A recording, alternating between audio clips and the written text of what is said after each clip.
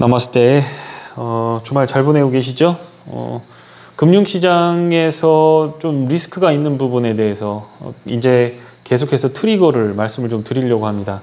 그냥 편하게 얘기해야 되는데 오늘 또 그냥 찍으러 왔다가 자료를 준비하는 또 한두 시간 이렇게 보냈던 것 같아요. 어쨌든 좀 도움이 되셨으면 좋겠고, 주식을 그냥 나이브하게 윗방향으로만 계속 사모으면 무조건 되지 않을까 이런 생각을 하시는데, 제가 지켜본 바에 의하면 사모으면 됩니다. 돈이 계속 있다고 하면. 그런데 보통 지금 정도의 상황이라고 하면 코인이라든가 위험자산이라든가 미국 주식의 일정 부분 자기 재산이 100이라고 하면 70~80%는 다 그쪽에 가 있을 가능성이 상당히 높고, 제가 늘 말씀드리죠.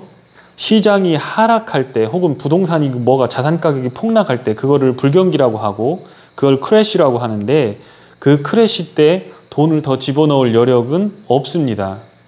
그렇게 되게 돼 있어요. 부동산이 싼 줄 모르고 주식이 싼 줄 몰라서 못 사는 게 아니에요. 돈이 없어요. 고객도 마찬가지고 주식도 마찬가지. 그러니까 큰 변동폭 안에서 고점에서 어느 정도 잘라주고 대비를 하지 않으면, 바닥에서 이거 정말 좋은데 이거 어떻게 하지? 사고 싶은데? 라고 할 때 은행에서 빚을 낼 수도 없고 부동산을 내놔도 팔리지 않아요. 지금은 뭐 어떤지 모르겠습니다만은 저도 2015년에 아파트를 사서 뭐 현금으로 저는 다 샀어요. 그런데 전세도 안 나가고 월세도 안 나가고 팔리지도 않고 그런 상황들이 불과 2~3년 전에만 해도 나타났었다라고 하는 거를 잊지 마시기 바랍니다. 지금은 주식을 못 사서 안달이고 지금은 주식으로 돈 못 먹는 사람이 바보 같을지 모르지만, 시간이 지나고 나서 아차 싶어서 뒤돌아봤을 때는 퇴로가 막히는 그런 상황이 올 수 있기 때문에, 적어도 제 영상을 보시는 분과 제 고객들은 적어도 금융시장 붕괴하는 트리거가 무엇이냐, 이거에 대해서 당장 다음 주에 빠진다, 내일 모레 빠진다, 이게 아니에요. 이거를 대비를 하셔야 됩니다. 주식 잘하는 사람들 많아요. 1~2년 만에 10배 먹는 거 저도 다 해봤고, 사람들 그렇게 하는 사람들 많아요.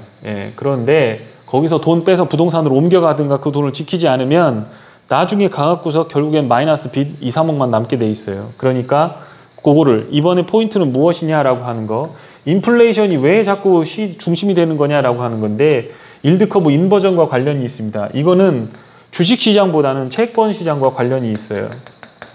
채권시장이 훨씬 더 큽니다. 그런데 여기서 늘 문제가 생겨요. 그래서 주식시장에 문제가 생기는 부분이다라고 하는 거. 텔레그램 소리통해서 앞으로는 좀 비관적인 소리겠지만 여러분들이 여기 들어오시면 되고 실시간으로 정보들을 올려드립니다. ETF라든가 저희들은 타겟을 직장인들을 주로 잡고 있기 때문에 급등주 이런 거 잘 안 할 거예요. 물론 단타도 하긴 하지만 그거는 여기서 커버 안 할 겁니다. 제가 해보니까 역효과만 나요. 여기 주식 재갑찾기로 가시면 가치투자 관련된 부분을, 이름부터가 재갑찾기, 가치투자 관련된 부분이다, 이렇게 보시면 될 겁니다. 그래서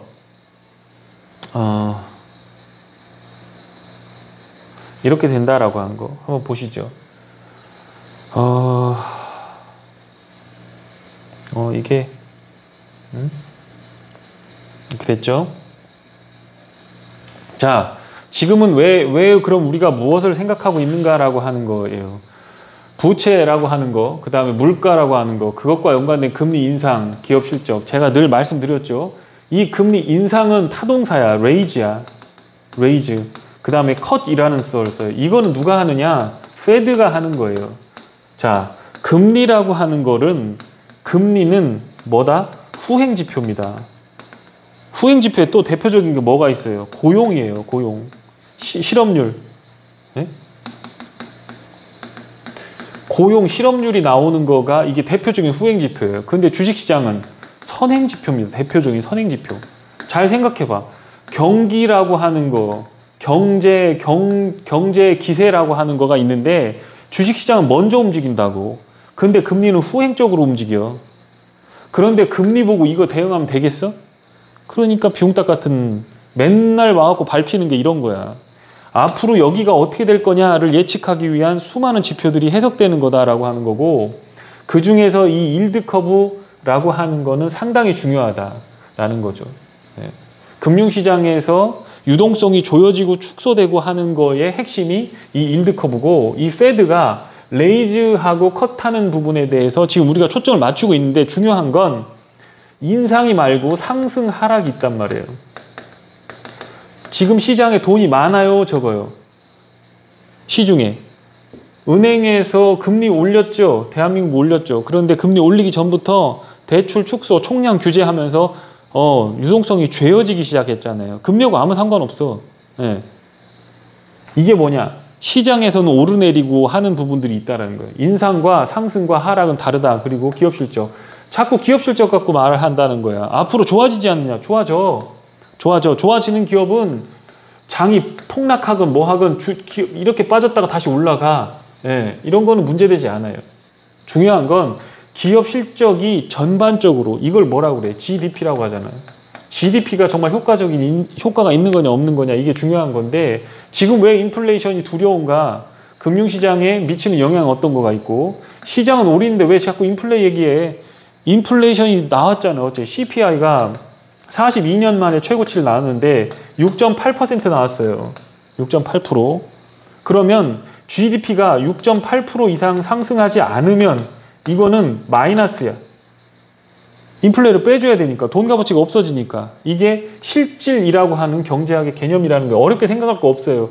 여러분들이 가서 일하고 와서 10만 원을 벌었어. 그런데 사장님이 11만 원으로 올려준대 시간당 임금을. 그런데 차비는 1,000원 하다가 1,300원으로 올랐어. 30% 올랐지.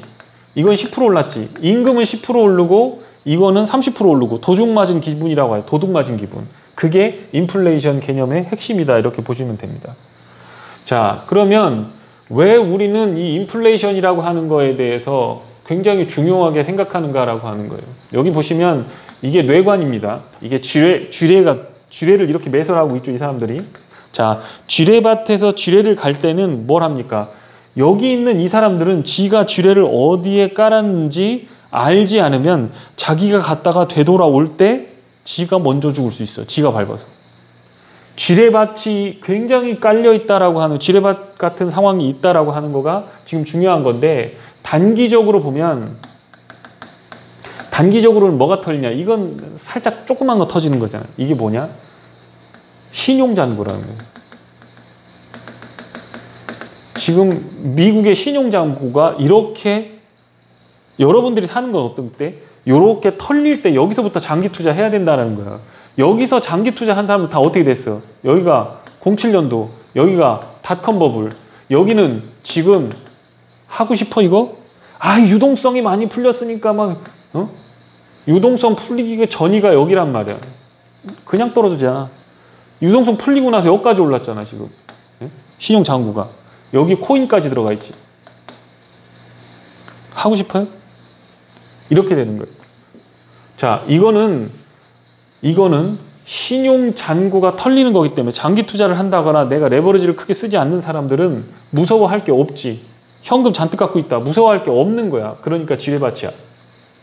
안 죽어. 그런데 이 데트가 문제예요. 토탈 글로벌 데트가 뭐냐면 이게 주로 미국과 중국이 부채예요. 미국은 정부 부채. 이거는 문제 없을 거라 보는 거예요. 이거 중국은 기업 부채예요. 헝다가 대표적인 거죠. 헝다.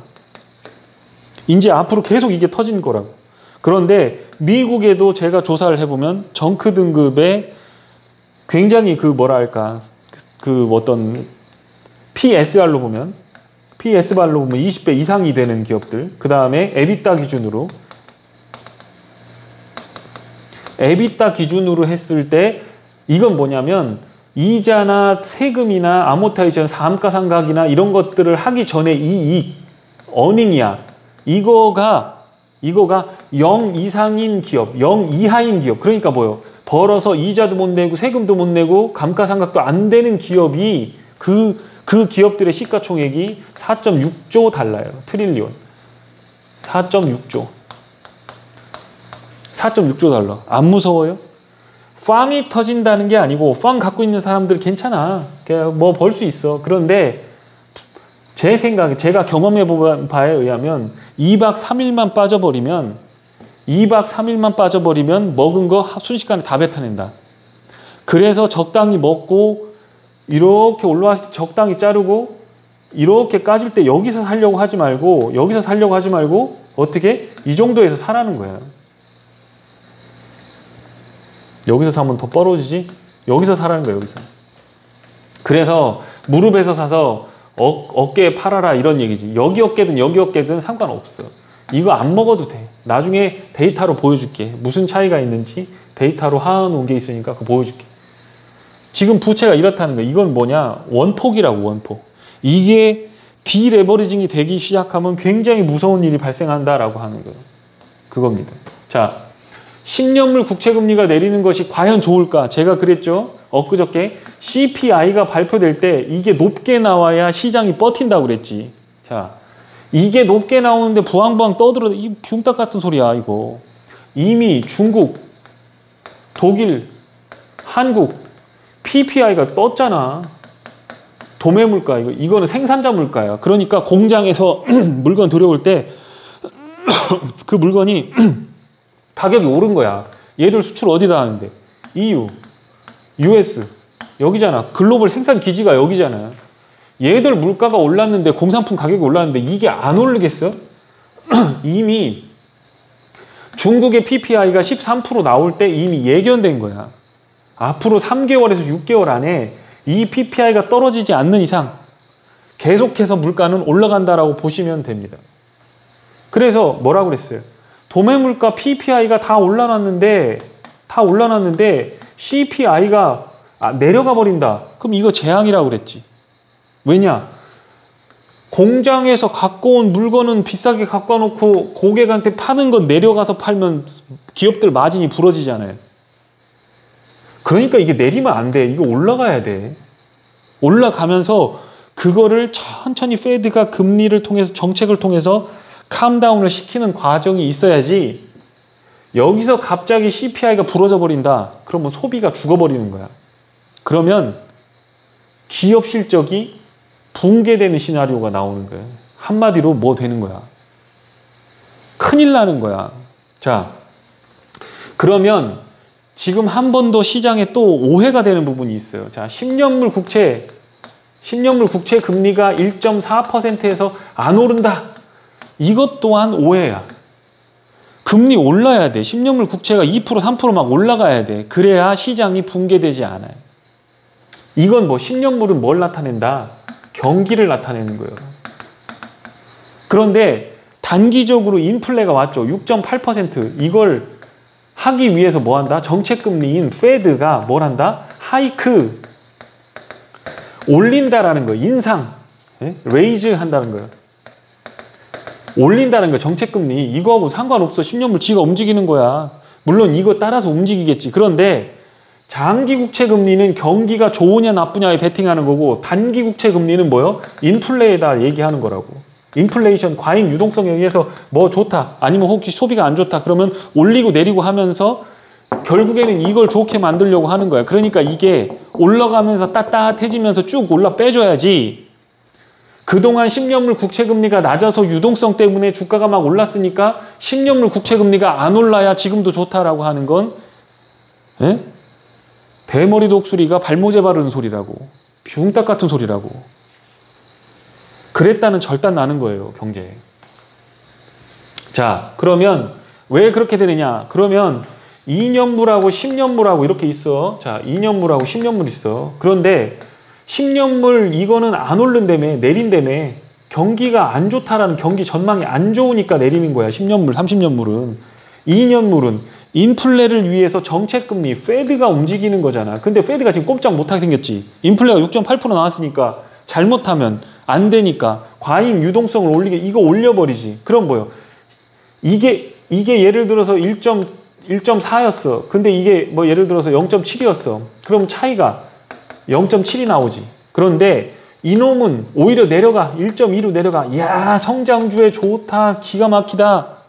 그렇게 하고 단기적으로 정책금리는 비록 올리지만 뭐 1.2, 1.0으로 올렸어. 정책금리는 올리지만 장기 국채금리가 빠졌으니까 뭐 좋다. 이런 식으로 간단 말이야. 그러니까 비웅딱같이 맨날 이렇게 하니까 돈 다 말아먹는 거야. 한번 해봐. 이게 진짜 그런 것 같으면. 그러면 이게 뭐냐? 일드 커브 플래트닝이 되는 거예요. 자, 2년물이 10이고 1.0이고 100bp고 이게 120bp다. 그러면 차이가 뭐예요? 0.2bp지. 0.20bp예요. 0.2%지. 자, 이렇게 되면 뭐냐? 0.7에서 0.2로 줄어들었지. 숫자가 줄어들었잖아. 그걸 뭐라고? 플래트닝이 된다라고 하는 거야. 플래트닝이라고 하는 건 어렵게 생각할 게 없이, 자, 어떻게 되는 거냐? 원래는 이렇게 되는 거예요. 여기가 2년물이면 여기가 10년물이라고. 이렇게 예쁘게 이렇게 돼야 되는 거야. 그런데 금리가 요건 0.7, 요건 예를 들어서 1.2 이렇게 돼야 되는데 이게 이렇게 내려와서 어떻게 된다? 이렇게 돼버리는 거야. 수익률이. 이렇게 나와야 되는 게 이렇게 줄어드는 거예요. 이렇게 돼버리는 게 플래트닝 되잖아. 이거. 차이가 없어진다는 거예요. 그럼 어떻게 되겠어? 장단기 금리 차가 깨지면서 대출하고 유동성을 조이는 거에 미스 스텝이 나와버리게 되는 거예요. 미스 스텝이 나오는 거예요. 그러니까 돈을 장기적으로 풀어내야 되는데 그걸 다시 갖고 와버리는 거예요. 다 상환해버리는 거예요. 왜냐하면 아니 단기적으로 2%로 굴리는 게 낫지 누가 10년물 빌려줘. 리스크는 저게 더 큰데. 그렇잖아요. 그래서 절단 나는 경우가 나오는 거예요. 자, 일드 커브 인버전이 나온다 그러면 뒤도 돌아보지 말고 도망가셔야 돼요. 그런데 제가 보니까 일드 커브 인버전의 기준은 0.4%입니다. 제가 보니까 그래요. 그때부터 주식시장은 붕괴되기 시작해요. 왜냐? 미리 내다보는 거기 때문에 그래요. 금리 인상하는 스케줄을 내다보고 0.4% 되기 시작하면 긴장하기 시작합니다. 지금 0.7% 왔다 갔다 하고 있다는 것만 보시면 돼요. 자, 최근에 40bp를 내려왔던 적이 언제냐? 2018년이에요. 그때 주가가 25% 부러졌습니다. 순식간에 그냥 쫙 빠져버렸어. 그러니까 여기서 뭐였냐? JP모건 할아버지가 와서 휠체어 같은 거, 하여튼 휠체어인지 뭔지 앉은 자세였어. 내 기억나. 그냥 그때는 넘겼는데 나와서 뭐라겠냐? 이번에는 괜찮을 거야. 트럼프가 와가지고 뭐 제롬 파월이 그때 이렇게 금리 올렸거든. 제롬 파월 너 내가 자른다 막 하면서 뭐 트럼프가 협박했지. 그러면서 금리를 낮췄어요. 그러면서 일드 커브가 회복이 되었다라고 하는 거예요. 그런데 결론적으로 얘기하면 나중에 여기 2019년에 뭐가 왔습니까? 일드 커브 인버전 제로가 돼버린 거예요. 금융시장 스텝 꼬여버린 거지. 다행히 팬데믹이 나오게 되면서 그랬지만 여기 일드 커브 인버전 나오면서 여기서 JP모건 할아버지 또 나왔죠? 또 등장했지? 괜찮을 거야. 요번에는 괜찮을 거야 라고 하면서 트럼프가 또 개입합니다. 트럼프가 또 개입해요. 야, 너 진짜 죽고 싶냐? 잘라버린다. 이렇게 해서 두 번, 세 번 개입을 해서 일드 커브를 다시 정상으로 만들어냅니다. 여기는 팬데믹 때 그렇게 된 거라고 보시면 돼요. 자, 40bp를 언더 할 때는 유동성이 죄어진다라고 하는 특징이 있다라고 하는 거고, 인버전이 나오면 주식 팔고 다 도망가서 우리는 여기 팔아버렸단 말이에요. 그런데 이 부분이 지금 여기서 얼마 남지 않았다라고 하는 거가 굉장히 중요한 포인트가 됩니다. 왜냐하면 내년 여름에는 올릴 거다. 그럼 25bp를 올리는 거 아니야. 근데 경기가 좋아져서 10년물 국채가 안 올라간 상태라고 하면 지금 70bp잖아. 25bp 빼면 얼마야? 45bp지. 그러면 내년 여름에는 40이라고 하는 숫자에 도달하게 되지. 그렇겠죠? 그럼 시장이 어떻게 될까? 대비를 하셔야 된다라고 하는 거예요. 자, 이거는 요때 예전에 2015년에 금리 인상을 하고 테이퍼링하고 금리 인상을 하던 스케줄 이렇게 있었죠. 2018년까지 계속 올렸어요. 2.75%까지 계속 올렸습니다. 2.5% 중앙은행이 2.5%까지 올렸죠. 여기 10년물 국채가 3% 넘어설 때 그때입니다. 자, 그런데 지금 브레이크 이븐, 인플레이션을 고려했을 때 인플레이션이 커버되는 요구되는 숫자는 지금 우리는 정책금리는 안 올리고 있잖아요. 여기 안 올리고 있는데 브레이크 이븐 레이트만 딱 보면 여기 올리기 시작하는 거에 브레이크 이븐 레이트는 요 정도 수준이잖아요. 근데 지금 이만큼 차이가 있다는 거예요. 그러니까 이 낙차는 뭐겠어? 속도지, 속도. 그러니까 테이퍼링을 땡기고, 내가 이거 테이퍼링 땡긴다고 얘기했었지. 테이퍼링 땡기고 그 다음엔 뭐다? 그 금리 인상 속도 빠르게 간다라는 거예요. 이것까지 갈 가능성이 높고 그렇게 되면 내년 여름 정도에 되면 일드 커브 인버전이 나오면서 유동성 자체가 다시 빨려 들어가는 흐름이 나올 거기 때문에 시장은 언제 반응할 거냐라고 하는 거, when의 문제만 남아 있을 수 있다라고 하는 겁니다. 뭐 안 한다면? 인플레이션이 잦아들지 않는다면. 지금 여기서 유동성을 더 풀어버리면 자산 가격이 폭등한 상황에서 그 다음 대책이 없어요. 인플레이션을 잡아야 돼. 자, 1970년대하고 똑같아요. 1970년대 여기 64년부터 75년 미군이 참여한 건 73년까지 베트남 전쟁이 나오게 되죠. 그러면서 요 상태에서 70년대 후반으로 넘어가면서 경기 부양책이 엄청나게 쏟아져 버립니다. 그러면서 실업률도 낮고 또 가장 중요한 게 뭐냐? 달러예요. 달러가 1971년에 태환 금지를 시켜버렸. 금태환 금지. 그게 뭐냐면 지금으로 말하면 윤전기 돌려서 윤전기만 돌리면 명실상부한 법정화폐가 된 거예요. 그동안은 증서였어, 증서. 이거 1달러 갖고 가면 금 몇 그램 줄게 라고 하는 증서였다고. 그 증서를 뭘로 바꿨다? 법정화폐로 바꿨다는. 법정화폐는 뭐냐면 윤전기 돌려갖고 도장만 찍어주면, 정부가 찍어주면 이거 위조화폐만 아니라고 하면 거래를 할 수 있게끔 법으로 정하는 거가 법정화폐라는 거예요. 그러니까 71년도에 여러 가지 이슈들이 있었지만 가장 중요한 게 뭐냐면 닉슨이 덕트린을 선언하고 닉슨이 금태환 금지시켜버렸어요. 그러고 나서 이 달러를 뭐에 엮었냐? WTI. 사우디한테 가가지고 야, 너 사우디 있잖아. 원유 결제를 전부 우리 달러로만 해라. 그렇지 않으면 너 가만 안 둔다? 이렇게 한 거예요. 그래서 21세기 금이라고 하는 이 원유들이 막 움직이기 시작하는 반대 방향으로 달러가 다 들어가고 움직이기 시작해요. 그래서 글로벌리하게 윤전기가 뺑뺑뺑뺑 돌아가면서 전 세계로 달러를 다 뿌리기 시작한 거야. 원유가 가는 데는 전부 다 달러가 뿌려지는 거야, 다. 그래서 전부 달러를 벌기 위해서, 그러니까 미국을 위해서 전 세계가 움직이기 시작한 게 1970년대. 자, 그럼 뭐가 좋다? 경기는 좋았다. 베트남 전쟁 이후로 굉장히 좋았다. 글로벌 경기가. 실업률 낮았다. 또 달러가 많이 풀렸다. 똑같이 경기 좋다며. 기업 실적 문짝이 좋다며. 실업률 4.2%야. 내년 봄에 가면 이거 4% 언더로 떨어져. 토 달지 마, 이건. 이건 후행지표라니까. 후행지표. 백신 맞고 이제 들어가고, 이제 학생들도 이미 지금 12월 달부터 알바 다 하고 있을 거야. 내년 초부터 학자금 융자 다 갚기 시작해야 돼. 일 안 하고는 안 돼, 이제.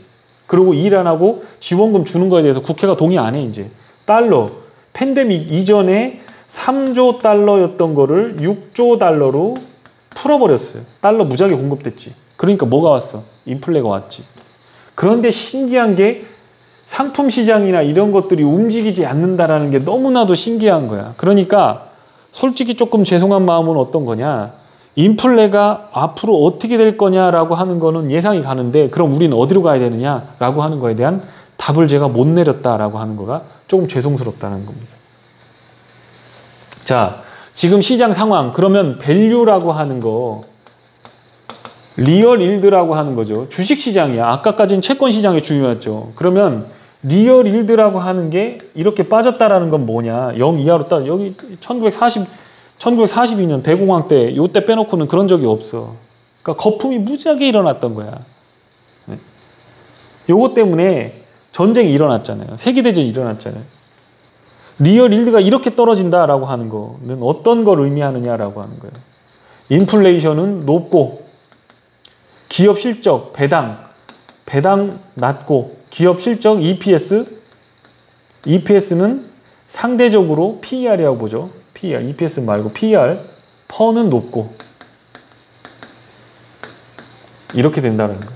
그런데 채권 시장에서 유동성을 죄버리게 되면, 조인다라고 하면 이거는 붕괴될 가능성이 상당히 높아진다라고 하는 거예요. 왜냐? 이익이 받쳐주면 괜찮아. 버블이라고. 닷컴 버블처럼 버블이라고. 99년도 버블은 닷컴 버블, 증권시장, 주식시장의 버블이었어요. 우리 서프라임 있죠? 서프라임 볼까? 07년, 08년? 서프라임은 주식시장 버블이 아니었어.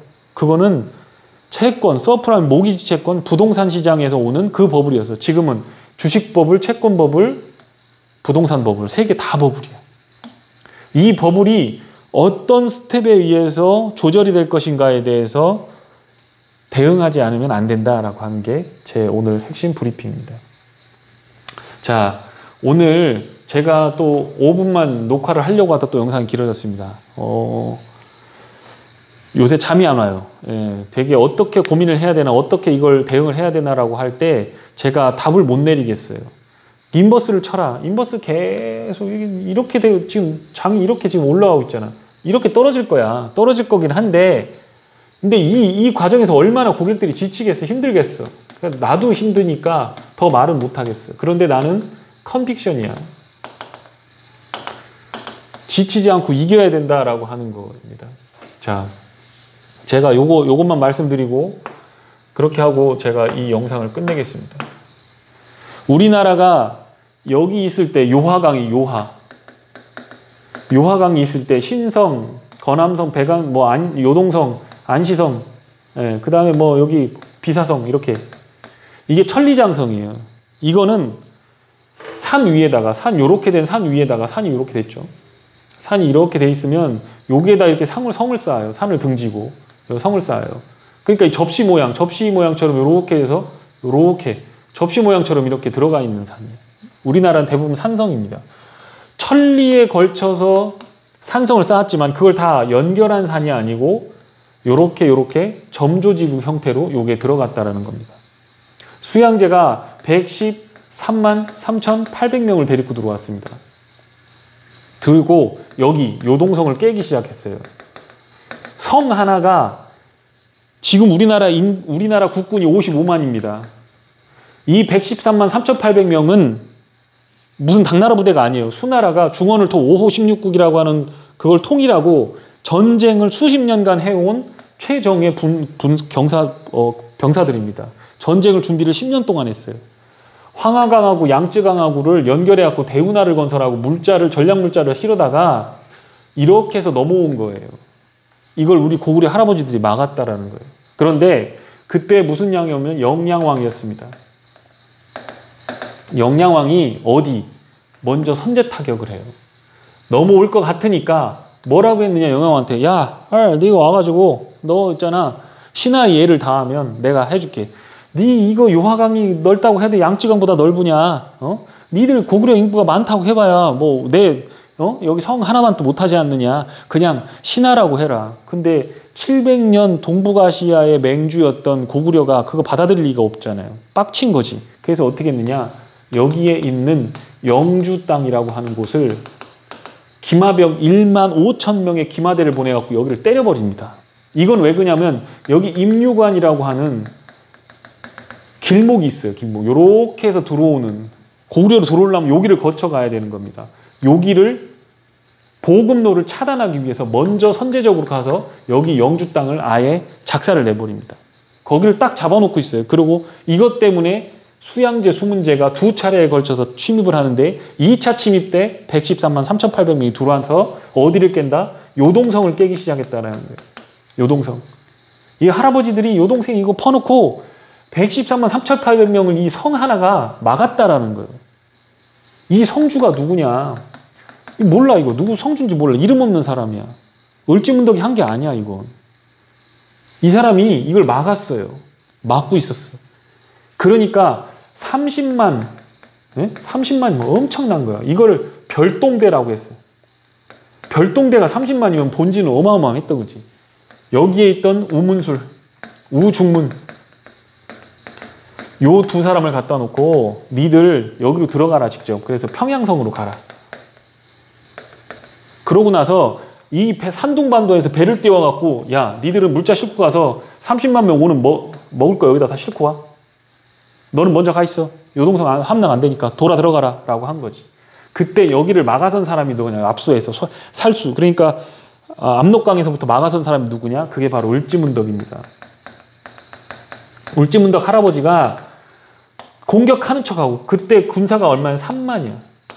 3만 명으로 30만 명의 최정예 부대. 얘들이 정말 맹장들이에요.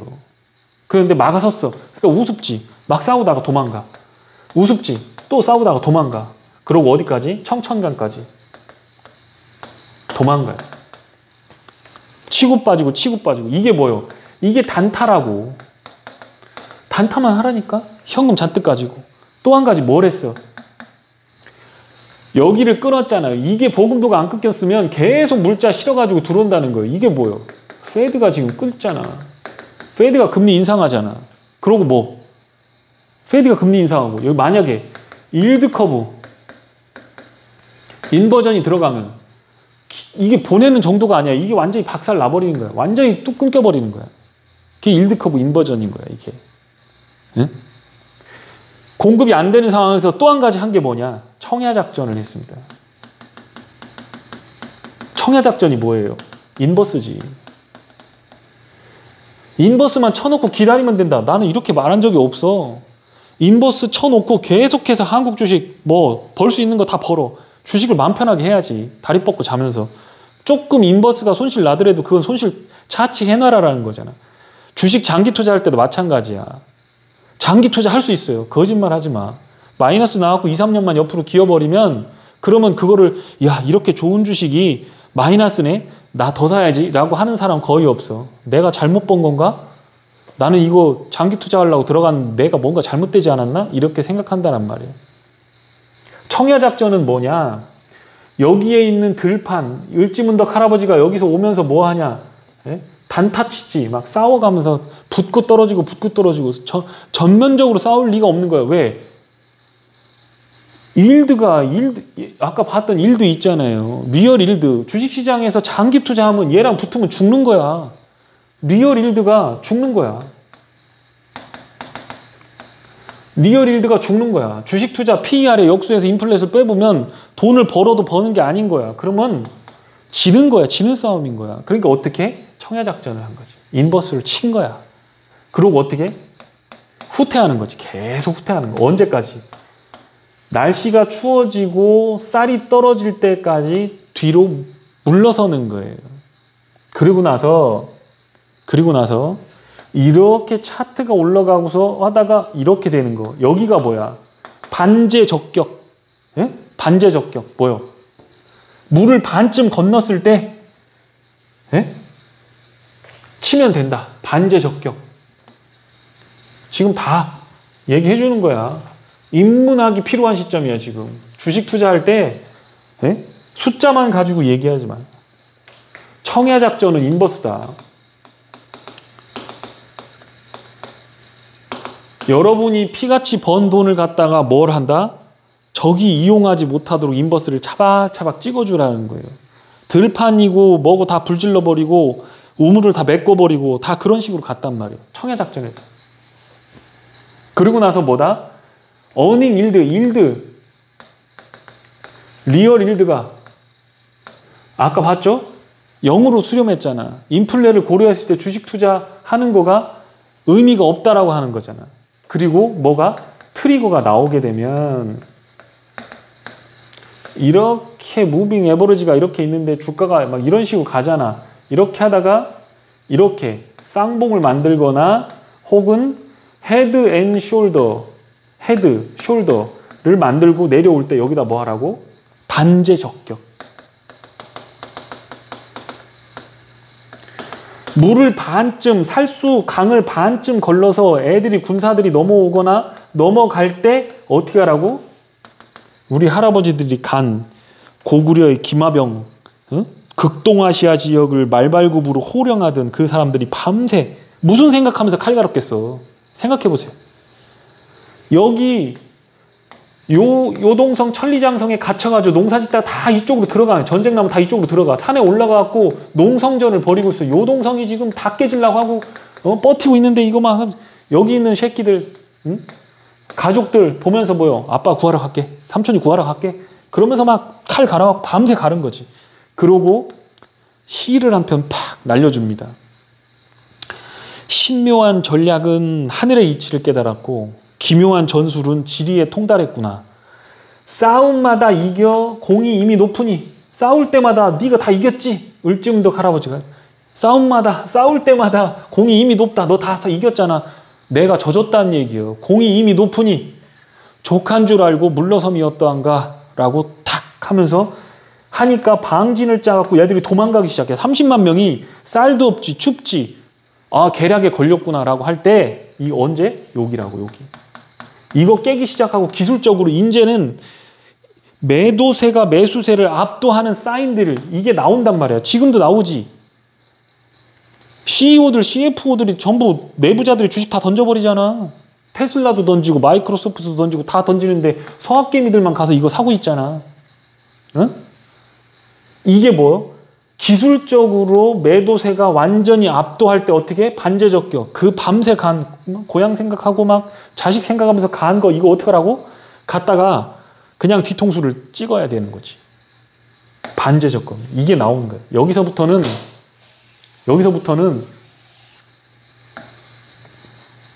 여기서부터는 어떻게 한다?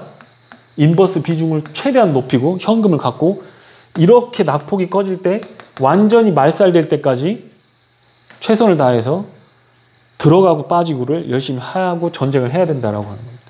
자, 본론 얘기하는 것보다 우리 할아버지들 얘기하는 거가 더 많았었는데 지금 시장은 T나 FOMO예요.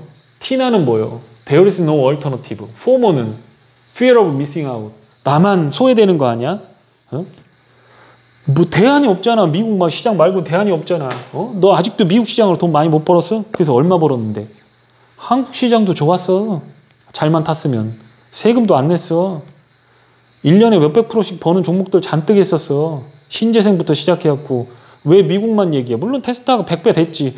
테슬라에다 몰빵 쳐서 기술적으로 보고 들어간 사람 괜찮지만 한국 시장도 나쁘진 않았어. 박스권 위에서 팔고 밑에서 사주기만 했다고 하면 충분히 가능성 있는 시장이었어. 유동성이라고 하는 113만 3,800명 그것만 의지하지 마. 전략적으로 승리를 하지 않으면 여러분은 수나라 편에 설 거야. 고구려 편에 설 거야. 3만 명으로 30만 명 때려잡고 113만 3,800명이 넘어왔다가 나라가 완전 붕괴됐다고. 그래서 지 이종 사촌인 당태종이 예? 당태종하고 수양제하고 엄마가 자매야. 지 이종 사촌이 가갖고 당나라 세워버렸잖아. 예? 수나라의 수양제가 전쟁을 하고 할 때 위증이라고 하는 신하가 위증이라고 하는가. 자, 지금 제가 그걸 할게요. 위증이 버선발로 뛰어나온다. 자, T나 포모는 감정적인 대응이에요. 이성적인 대응이 아니야. 그러니까 인문학적인 심리적인 원인, 역사적인 원인 이런 것들 공대생이 아니라 문과생의 입장으로 이걸 봐야 되는 거예요. 위증이 버선발로 나온다라는 이 위증이 이게 실제로 중국 속담이 있어요. 이건 뭐냐? 도시락 싸들고 다니면서 말린다라는 거예요. 수나라 수문제 수양제가 전쟁한다 그러면 위증이 와갖고 안 됩니다. 절대 고구려는 이길 수 없습니다. 어? 이세적이 전쟁한다고 그러면 여기 이정이라고 하는 애가 있어. 원래 이세정인데 이름이 비슷하니까 이정으로 바꿨어. 이거 셋째 빼고. 이정이라는 놈이 뭐였냐면 야가 누구냐? 예? 연개소문 부하야 부하. 연개소문한테 수하생, 문하생이야 문하생. 연개소문한테 얘기한 거야. 폐하가 전쟁을 잘하시긴 하지만 연개소문한테는 안 됩니다. 그런데 보면 연개소문 말고 영유왕, 영량왕은 군사 일을 더 잘했어. 평양성으로 침입하고 있었던 수군들 4만 명을 그냥 계략으로 병사 500명 가지고서 평양성에다 몰아넣고 도륙한 사람이 영유왕이고 그 영유왕을 죽이고 그걸 잡은 사람이 연개소문이야. 당나라하고 친하다고 해가면서 이거 잡은 거거든.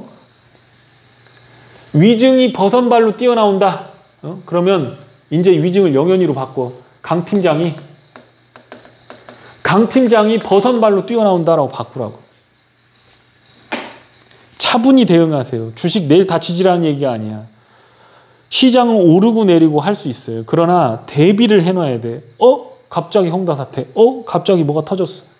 닷컴 버블 때도 엔론, 부실, 정부에서 갑자기 뭘 발행. 앞으로 여러 가지 리스크에 대해서 제가 다 얘기해드리겠지만, 예, 오늘은 채권 시장과 인플레에 대해서 얘기했죠. 다음에는 부채부터 시작해서 트리거가 될 수 있는 것들을 시리즈별로 말씀드리겠습니다. 오늘은 제가 더 가봐야 돼서 너무 오래 찍었는데 죄송하게 생각하고, 어쨌든 주말 잘 보내시고 제가 최선을 다해서 위증이 되도록 노력해 보도록 하겠습니다. 고생 많으셨습니다.